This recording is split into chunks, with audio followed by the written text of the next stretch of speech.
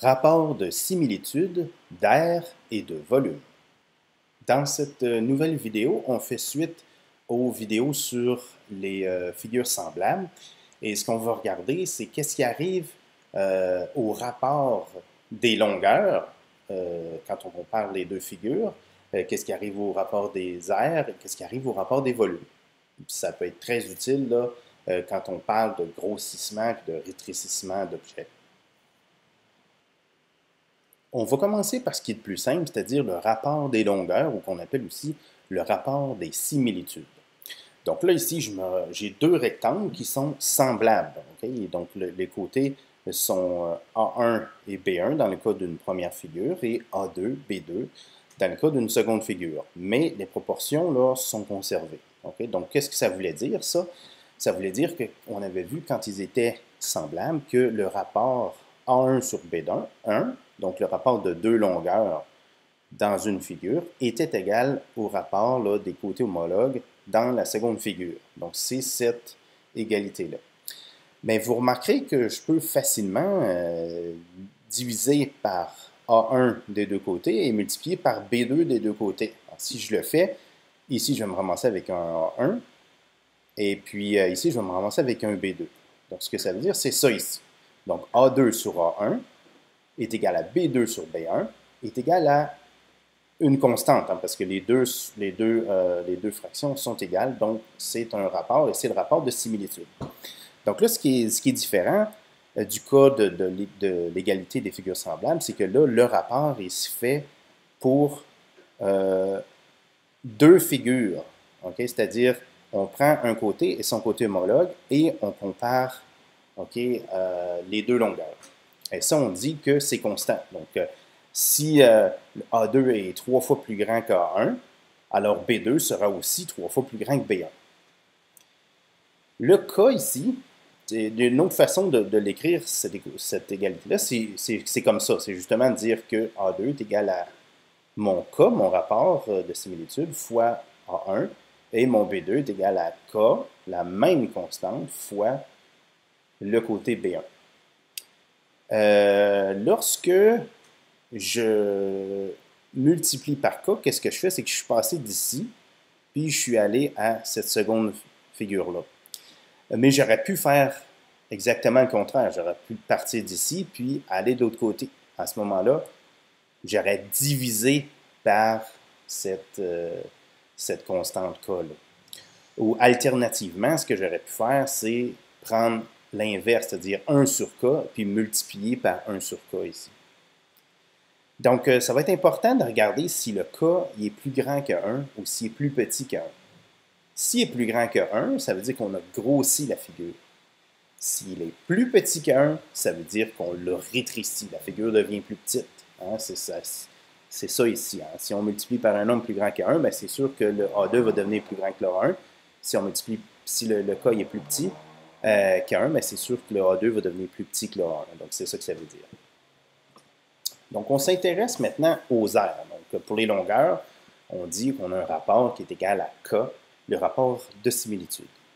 Maintenant, on veut savoir qu'est-ce que l'aire. Bien là, on parle des relations de similitude qu'on connaît. Donc, on dit que A2 est égal à K fois 1 et B2 est égal à K fois B1. L'aire, c'est quoi? C'est l'aire de cette première figure-là. C'est A indice 1, c'est égal au petit a fois 1 fois le petit b, indice 1. Si je veux calculer l'aire de A2, ben c'est exactement la même formule. Là. Je vais faire A2 qui est égal à petit A2, B2. Mais ce petit A2-là, puis ce petit B2-là, ben j'ai déjà une équivalence ici. Donc, ce que je vais faire, c'est que je vais prendre ce que je connais, puis je vais aller le transférer ici. Et j'écris ça comme ça. Donc, mon A2, c'est K fois A1 fois K fois B1. Mais là, c'est toutes des multiplications qu'on a ici. Donc, vous vous souvenez que quand j'ai des multiplications comme ça, je peux changer les termes de place, hein, parce que la multiplication, elle est commutative, qu'on dit. Donc, ce que je vais faire, c'est que je vais déplacer le K, je vais le changer de place avec le A1. qu'est-ce que ça donne? Ça donne ça comme ça. Hein? Je me ramassais avec K fois K, donc c'est K au carré. Et ce qui me reste ici, c'est A1 fois B1. Mais A1 fois B1, c'est exactement ça ici. Ça se trouve être mon A1. Donc, je peux le remplacer encore une fois. Donc, la surface, l'air, de ma deuxième figure, c'est K au carré fois l'air de la première. Ce qui fait quoi? Ce qui fait que je peux réécrire comme ça.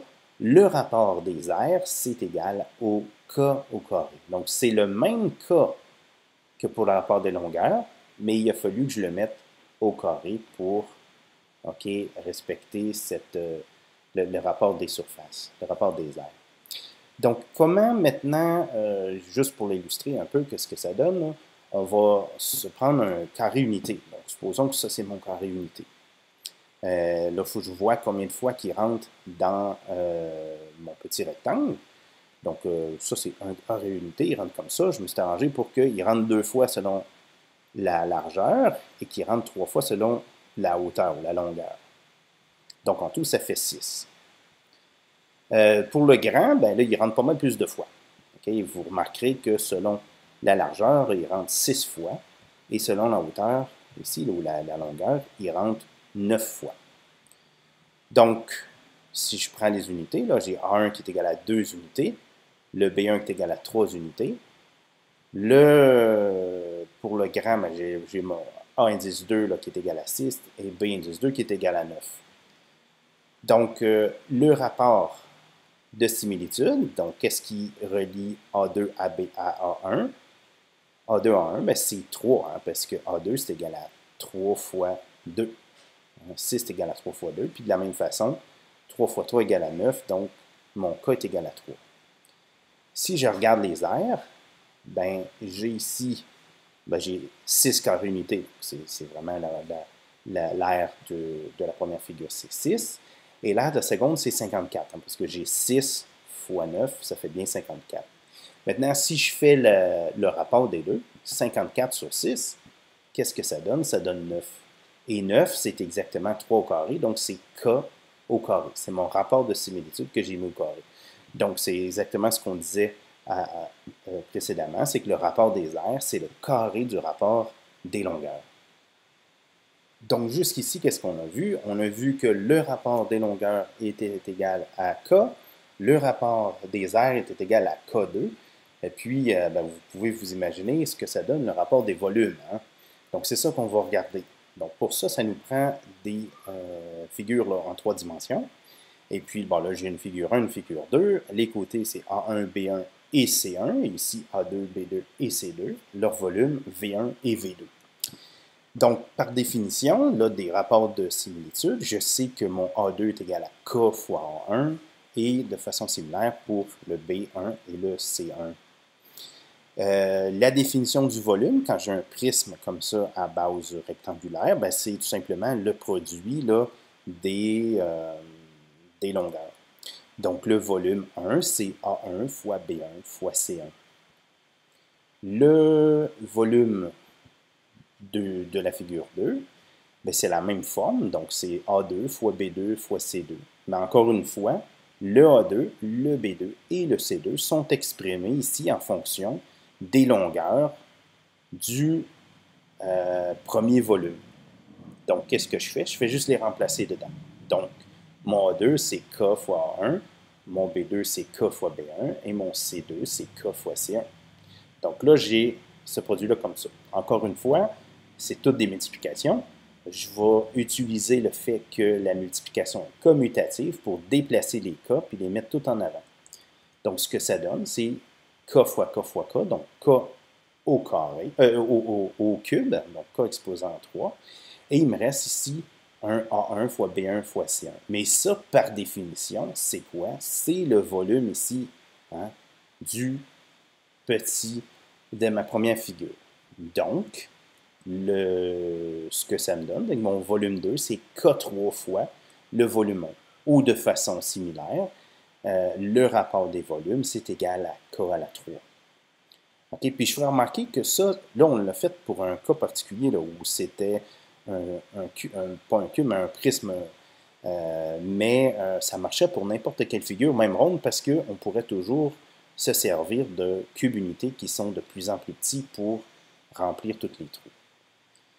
Donc, pour cette partie-là, le rapport des volumes, c'est égal au cube, donc ça veut dire exposant 3, c'est égal au cube du rapport des longueurs. Donc, si on résume tout, on a le rapport des longueurs, okay, donc A2 sur A1, le petit a, là, les longueurs, qui est égal à K. Le rapport des aires, qui est égal à K2, et le rapport des volumes, qui est égal à K3. Hein? Et puis, si le K est plus grand que 1, on a un grossissement. Si le K est plus petit que 1, on a un rétrécissement des volumes, de notre figure. Okay? Donc ça, c'est super important. Okay? Ça explique ce qu'on a besoin de savoir. À partir de là, il suffit simplement un petit peu de pratique. Donc ça conclut notre vidéo.